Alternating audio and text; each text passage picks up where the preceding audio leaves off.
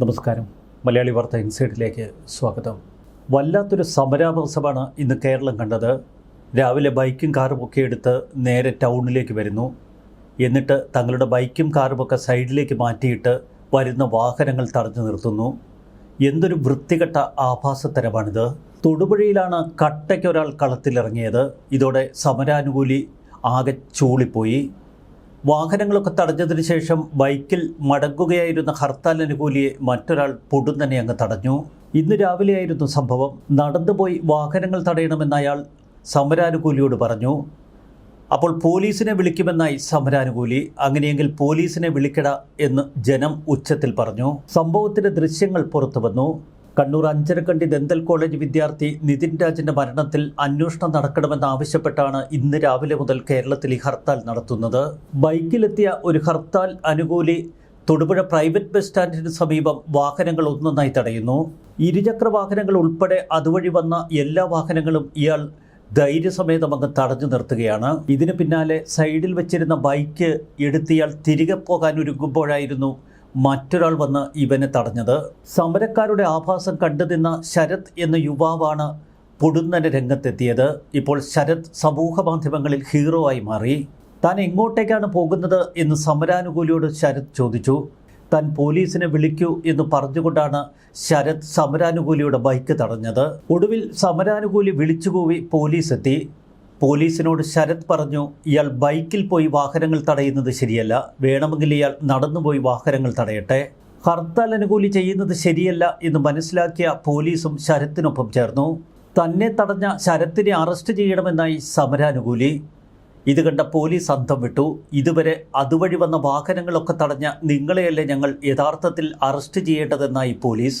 ശരത്തിനെ arrest ചെയ്യാൻ police തയ്യാറായില്ല. കാരണം അടുത്തുകൂടിയവരൊക്കെ ശരത്തിനൊപ്പം. നിതിൻ രാജിന്റെ മരണത്തിലെ ദുരൂഹത അകറ്റുക, ഉത്തരവാദികളുടെ പേരിൽ കുലക്കുറ്റത്തിന് കേസെടുക്കുക തുടങ്ങിയവയാണ് ഹർത്താൽ അനുകൂലികൾ മുന്നോട്ട് വയ്ക്കുന്ന ആവശ്യങ്ങൾ. നഷ്ടപരിഹാരമായി കുടുംബത്തിന് 10 കോടി രൂപ നൽകണമെന്നും ഇവർ ആവശ്യപ്പെടുന്നു. കുറ്റം ചെയ്ത ആൾക്കെതിരെ അല്ലെങ്കിൽ വ്യവസ്ഥിതിക്കെതിരെയാണ് ശബ്ദമുയർത്തേണ്ടത്. അതല്ലാതെ പാവപ്പെട്ട വൃദ്ധജനങ്ങളെയും രോഗികളെയും ഒക്കെ വഴിയിൽ തടഞ്ഞിട്ട് ഇവറ്റകൾ എന്താണിപ്പോൾ നേടിയിരിക്കുന്നത്? പ്രതിപക്ഷ നേതാവ് വി.ഡി. സതീശൻ പറയുന്നു, കഴിഞ്ഞ 10 വർഷമായി ഹർത്താലിന് ആഹ്വാനം ചെയ്യാത്ത പാർട്ടിയാണ് തങ്ങളുടേതെന്ന്.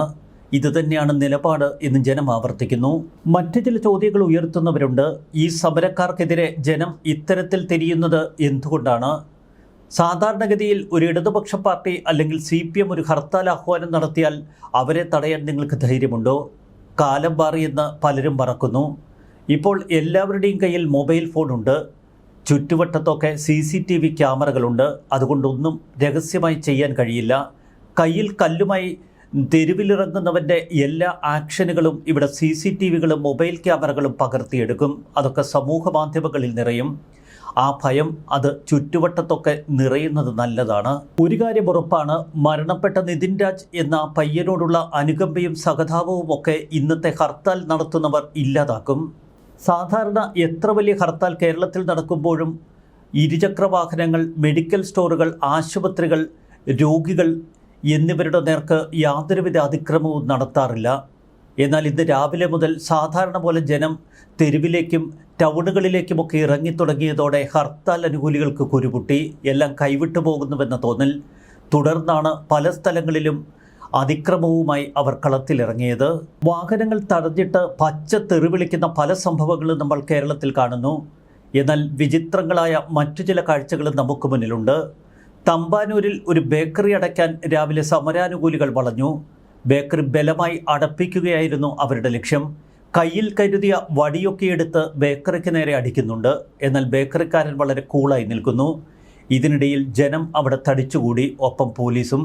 സംഗതി പന്തിയല്ല എന്ന് കണ്ടതോടെ സമരാനുകൂലികൾ അവിടെ നിന്ന് സ്ഥലം കാലിയാക്കി. രാവിലെ 10-11 മണിക്ക് തിരുവനന്തപുരം തമ്പാനൂരിൽ വലിയ ഷോ ആണ് ഈ പ്രകടനക്കാർ നടത്തിയത്. ബസ്സുകളൊക്കെ തടഞ്ഞിട്ട് 2-3 മണിക്കൂർ യാത്രക്കാരെ വലച്ചു. ഒടുവിൽ ഗതികെട്ട് യാത്രക്കാർ കളത്തിലിറങ്ങി സമരക്കാരെ ഓടിച്ചു. അതുവഴി വന്ന പോലീസിനോട് തങ്ങളെ രക്ഷിക്കണമെന്നാണ് ഹർത്താൽ അനുകൂലികൾ ആവശ്യപ്പെട്ടത്. പോലീസ് ഒരുവിധം ഹർത്താൽ അനുകൂലികളെ രക്ഷിച്ച് അവിടെ നിന്ന് അയച്ചു. ഇതിനിടയിൽ യാത്രക്കാർ കട്ടയ്ക്ക് ഹർത്താൽ അനുകൂലികളുടെ നേർക്ക് പ്രതികരിക്കുന്നത് നമ്മൾ കണ്ടു. അറിയത്തില്ല ഈ ലോകത്ത് നടക്കുന്ന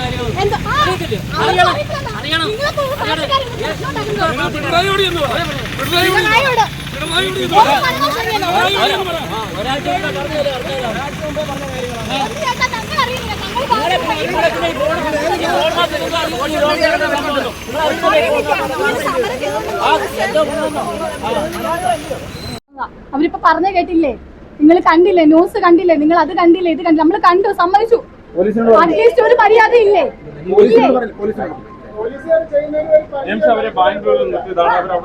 ഞാൻ പറയട്ടെ, ഇപ്പൊ ഞങ്ങൾ പോയി പോലീസിനോട് പറഞ്ഞു. അയാൾ പറഞ്ഞു കേട്ടോ, പിണറായിയോട് പറയുന്നു. എന്ത് പിണറായിയോട്? ഈ ഭരണം വന്നതോടു കൂടിയാണ് ജനങ്ങൾ ഇങ്ങനെ ആയിപ്പോയത്. മനസ്സിലായോ? ജനങ്ങൾ ഇങ്ങനെ ആയത് ഈ ഭരണം കൊണ്ടല്ല, വേറൊന്നും കൊണ്ടുമല്ല. ഇന്ന് ഞാൻ ഇവിടെ നിന്ന് പ്രവർത്തിക്കുന്നു. നാളെ എന്റെ ജീവൻ ഇല്ലാതാവുമെന്നോ എനിക്ക് ഉറപ്പ്? എന്താ എനിക്ക് ഉറപ്പ്? ഒരു ഉറപ്പും ഇല്ല. എവിടെ ആയാലും ഞാൻ തുറന്നു പറയേണ്ടത് ഞാൻ തുറന്നു പറഞ്ഞിരിക്കും. ഹർത്താലുകാരോട് നമുക്ക് പ്രത്യേകിച്ച് ഒന്നും പറയാം. അവര് ചെയ്യട്ടെ. നാളെ ഒരു കാലത്ത് നമുക്ക് പോലീസ് കടന്നു വന്നതോടെ സമരാനുകൂലികൾ ഭയപ്പെട്ടു. ഒരു വാൻ നിറയെ പോലീസാണ് തമ്പാനൂർ KSRTC ബസ് സ്റ്റാൻഡിന് മുന്നിൽ ഇറങ്ങിയത്. ഒടുവിൽ തങ്ങൾ ബസ്സുകൾ തടയാൻ എത്തിയതല്ലെന്നും പ്രകടനം നടത്താൻ എത്തിയതാണെന്നും സമരാനുകൂലികൾ പോലീസിനോട് പറഞ്ഞു. KSRTC ബസ് സ്റ്റാൻഡിന് മുന്നിലെ ഈ ഷോ അധികം നേരം നീണ്ടു നിന്നാൽ അപകടമാകുമെന്ന് അവർക്ക് തന്നെ മനസ്സിലായി. തുടർന്നാണ് പെട്ടെന്ന് തന്നെ സ്ഥലം കാലിയാക്കി എല്ലാവരും രക്ഷപ്പെട്ടത്. ചുരുക്കത്തിൽ കേരളത്തിന്റെ പല സ്ഥലങ്ങളിലും ഇന്ന് പൊതുജനം പ്രതികരിച്ചപ്പോൾ സമരാനുകൂലികൾ മാളത്തിൽ കയറുന്ന കാഴ്ചയാണ് നമ്മൾ കാണുന്നത്. ഇതിനെ ദളിത് സമരം എന്നൊക്കെ പറഞ്ഞ് ചിലർ വിശേഷിപ്പിക്കുന്നുണ്ട്. പല സ്ഥലങ്ങളിലും ഇന്ന് വിദ്യാർത്ഥികളുടെ പരീക്ഷകൾ പോലും ഈ സമരാനുകൂലികൾ മുടക്കി. എത്രയെത്ര രോഗികളാണ് ഈ കൊടും വെയിലത്ത് വഴിയോരത്ത് കിടന്നത്. നിതിൻ രാജിൻ്റെ മരണത്തിൽ നിങ്ങൾ സമരം ചെയ്യേണ്ടത് കേരളം ഭരിക്കുന്ന മുഖ്യമന്ത്രിക്കും ആരോഗ്യമന്ത്രിക്കുമൊക്കെ എതിരെയാണ്. അതിന് കഴിവില്ലാതെ തെരുവിൽ കിടന്ന് ജനത്തിൻ്റെ മുകളിൽ എന്തിനു കുതിര കയറുന്നു? ഇതാണ് സാധാരണ ജനങ്ങളുടെ ചോദ്യം. നിങ്ങൾക്ക് ധൈര്യമുണ്ടെങ്കിൽ പോയി ക്ലിഫ് ഹൗസ് തടയൂ, ഉപരോധിക്കൂ, മുഖ്യമന്ത്രി പിണറായി വിജയനെ വഴി തടയൂ. അതല്ലാതെ നാട്ടുകാരെ വഴി തടഞ്ഞിട്ട് നിങ്ങൾക്ക് എന്ത് കിട്ടാൻ? ചൂട് കാരണം ഹർത്താൽ പരാജയപ്പെട്ടു എന്നാണ് ഹർത്താലുകാരുടെ ഒരു ന്യായീകരണം. പല സ്ഥലങ്ങളിലും വഴിയിൽ നിൽക്കാൻ കഴിയാത്തത്ര വെയിലിൻ്റെ ചൂടാണത്രേ. ഒടുവിൽ ജനം തിരികെ ചോദിക്കുന്നത് ഒന്നു മാത്രം: ഈ ഹർത്താൽ കൊണ്ട് നിങ്ങൾ എന്ത് നേടി? ഹർത്താലിന് ആഹ്വാനം ചെയ്തവർ ഇന്നലെ പറഞ്ഞു വാഹനങ്ങൾ തടയില്ല, പ്രത്യേകിച്ച് ബസ്സുകളും പ്രൈവറ്റ് വാഹനങ്ങളുമൊക്കെ. എന്നാൽ ഇന്ന് രാവിലെ മുതൽ 2 വീലർ മുതൽ സകലമാന വാഹനങ്ങളും ഇവർ വഴിയിൽ തടഞ്ഞിടുന്ന കാഴ്ചയാണ് കേരളം കണ്ടത്. ഒടുവിൽ സമരക്കാർ അനുഭവിച്ചു എന്ന് പറയേണ്ട സ്ഥിതിയിലെത്തി. കാരണം കേരളത്തിൻ്റെ ഹൈക്കോടതി ഈ പ്രശ്നത്തിൽ ഇടപെട്ടു. ഹർത്താൽ ആഹ്വാനം ചെയ്തവർക്കെതിരെ ഇപ്പോൾ ഹൈക്കോടതി സ്വമേധയാ കേസെടുത്തു. ഹർത്താൽ ജനജീവിതത്തെ സാരമായി ബാധിച്ച സാഹചര്യത്തിലാണ് ഇടപെടൽ. ഇക്കാര്യത്തിൽ കോടതി സർക്കാരിനോട് വിശദീകരണം തേടും.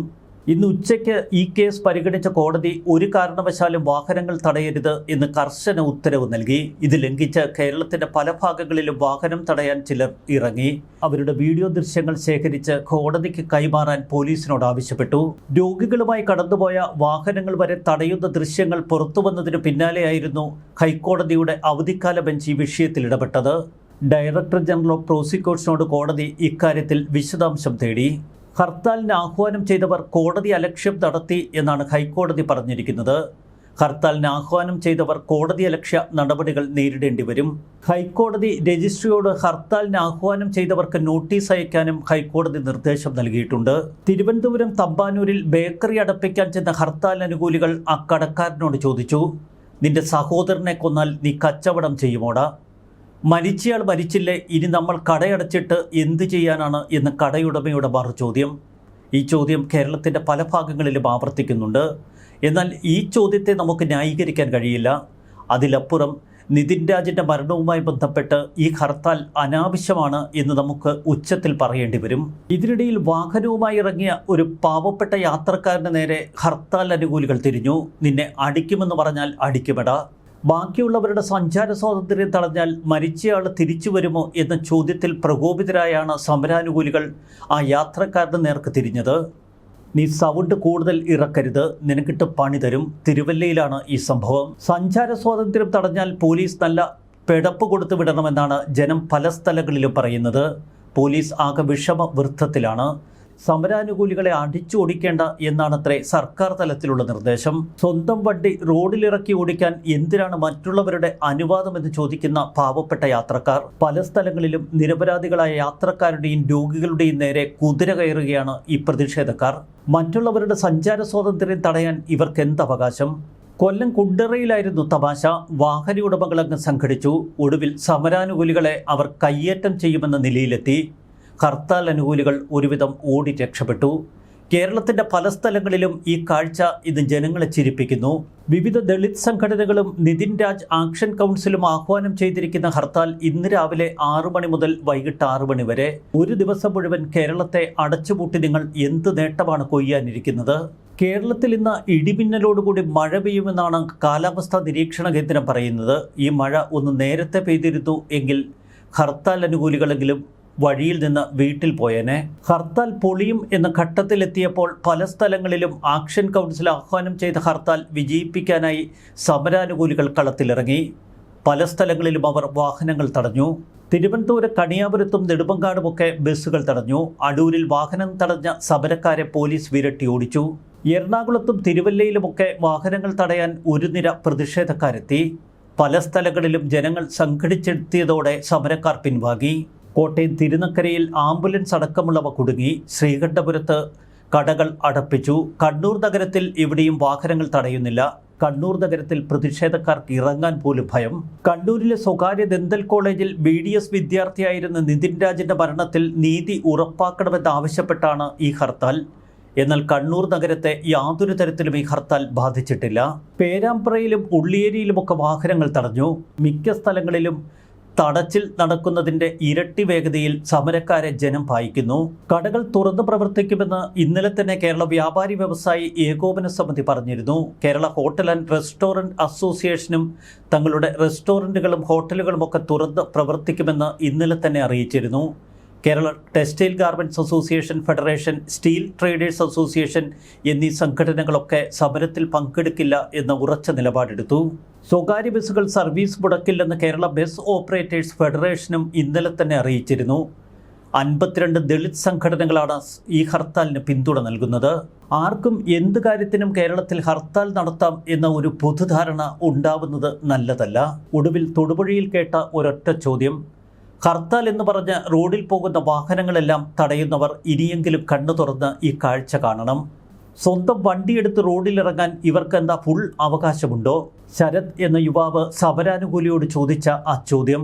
മറ്റുള്ളവരുടെ വണ്ടി തടയുമ്പോൾ നിങ്ങളുടെ വണ്ടിക്ക് നിയമം വേറെയാണോ? അതാണ് സാധാരണക്കാരൻ്റെ ശബ്ദം.